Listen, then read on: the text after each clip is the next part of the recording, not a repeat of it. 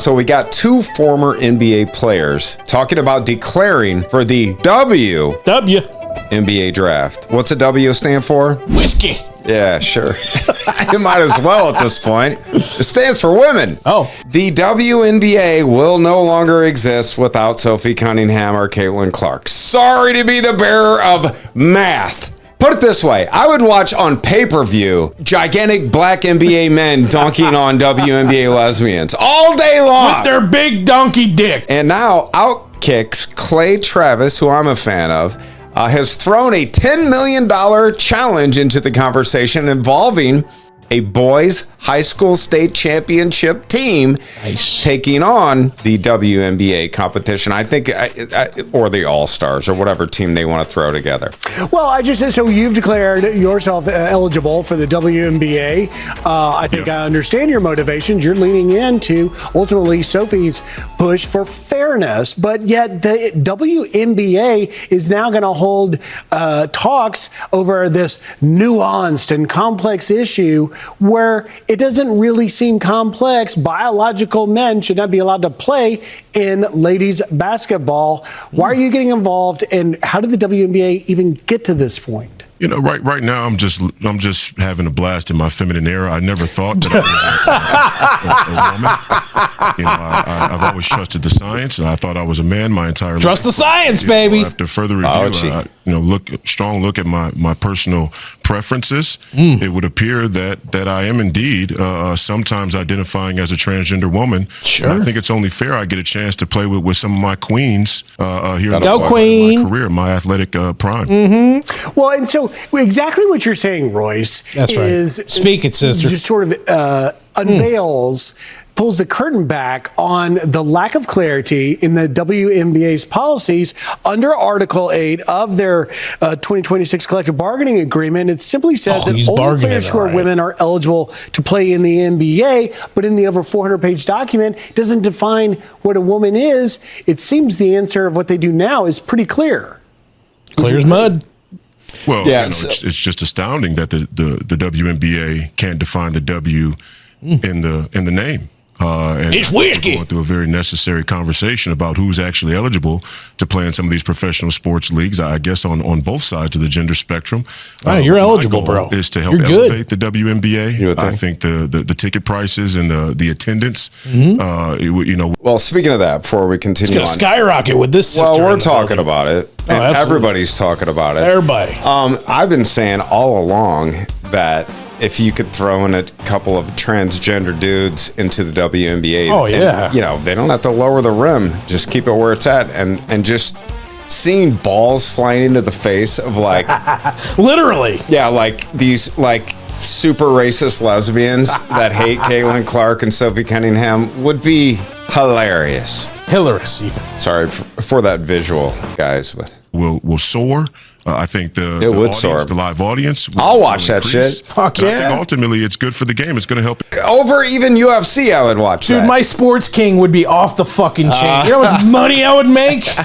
Dude, on the White House, on the White House lawn, we got a basketball court of just giant black dudes putting balls in lesbians' faces. BBC's playing the WNBA. There you go. They get in trouble for whacking the ball with their fucking wieners, dude. It'd be great. Fucking priceless, bro. Evolve the game. I mean, who would argue that a player like myself or an Enes Kanter, or in the future maybe even I don't know, a LeBron James. You go, Queen. After he expires in the NBA. It's a beautiful woman right here. One day and realizes he's a woman as well. Who could argue that wouldn't make the women's game better?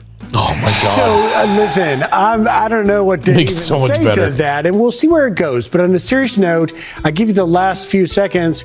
Is the WNBA at risk of losing all the new eyeballs and fans that Sophie Cunningham and Caitlin Clark have brought to the game?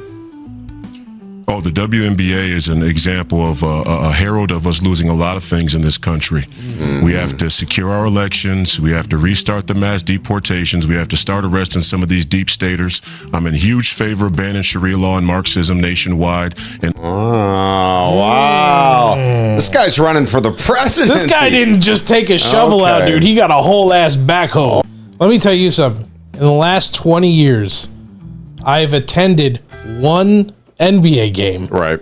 And I've watched on TV just this recent NBA championship where the Knicks won it. Right. I'm from New York. That's great. Congratulations, guys. Great job.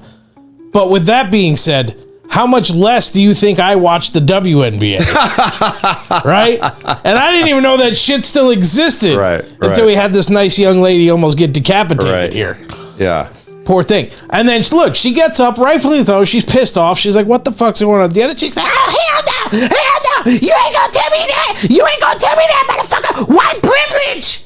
Johnny Jello in the house with the angry black lesbian impression. I'm assuming that was an angry black lesbian, was it? That was just you getting irate. That was just me. That was my inner black woman because, again, I identify on this podcast right now as a black woman. For sure, 100%. Double C titties. I don't know, guys. I threw a hell of a lot at you today here with Johnny, and we want to know what you think. So where should the line be drawn? Where? Should biological males who identify as a woman, right, be allowed to compete in women's sports? It's that simple. Do you think it's fair to the female athletes that work their entire lives and train every single day to get, like, taken off the pedestal and not get the trophy and not get the scholarship because a biological male who identifies as a female? I don't know. Let me know. And on the other side, what's the fairest way to treat transgender athletes who simply just want an opportunity to compete? I think a separate league